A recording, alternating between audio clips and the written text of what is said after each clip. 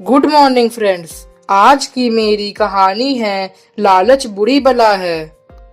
किसी गांव में हरिदत्त नाम का एक ब्राह्मण रहता था। अपनी आजीविका चलाने के लिए वह खेती करता था, लेकिन बहुत कड़ी मेहनत करने के बाद भी उसका जीवन किसी तरह गुजर रहा था और उसे कुछ भी लाभ नहीं होता था। इससे वह बेचारा बहुत परेशान रहता था।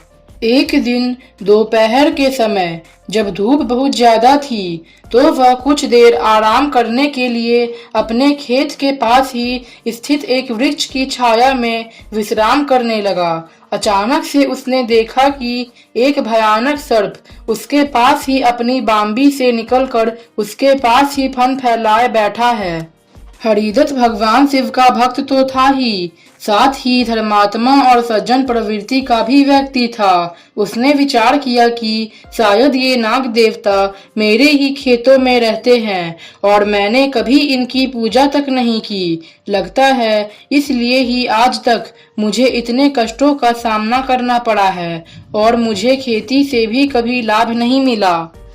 यह सोचकर वह उनके पास जाकर बोला, हे नाग देवता, मुझे अभी तक मालूम नहीं था कि आप यहाँ रहते हैं, इसलिए मैंने कभी आपकी पूजा नहीं की। मुझे इसके लिए क्षमा करें और अब आप मेरी रक्षा करें। ऐसा कहकर वह एक कटोरे में दूध लाकर नाग देवता के लिए रखकर अपने घर चला गया। सुबह खेत में आने पर उसने देखा कि दूध के कटोरे में एक सोने का सिक्का रखा हुआ है। उसकी तो खुशी का ठिकाना नहीं रहा।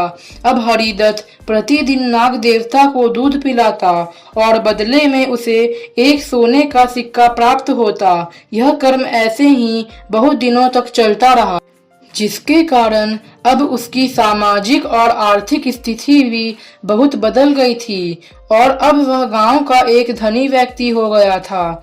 एक दिन उसे किसी कार्य से कुछ दिनों के लिए किसी दूसरे गांव में जाना था, तो उसने सारा रहस्य अपने पुत्र को बताकर उन्हें दूध पिलाने और उनकी पूजा का कार्य उसे सौंप दिया।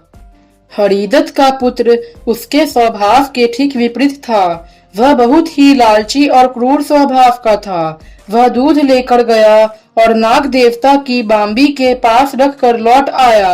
दूसरे दिन जब कटोरा लेने गया तो उसने देखा कि वहां सच में एक सोने का सिक्का रखा हुआ है। उसे देखकर उसके मन में लालच आ गया।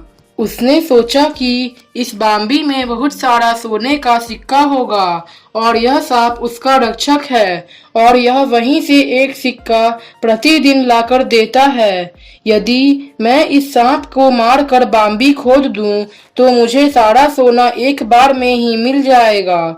यह सोचकर उसने सांप पर अपनी लाठी से प्रहार करना शुरू कर दिया, लेकिन भाग्यवश सांप बच गया और क्रोधित होकर उसने अपने विषैले दांतों से उसे काट लिया और सांप के जहरीले विष और अपनी लालच के कारण वह तुरंत ही मृत्यु को प्राप्त हो गया। फ्रेंड्स, इसलिए कहा भी जाता है कि लालच बहुत बुरी बला है। फ्रेंड्स, अगर कहानी अच्छी लगे तो आप प्लीज मेरे चैनल को लाइक और सब्सक्राइब जरूर करें।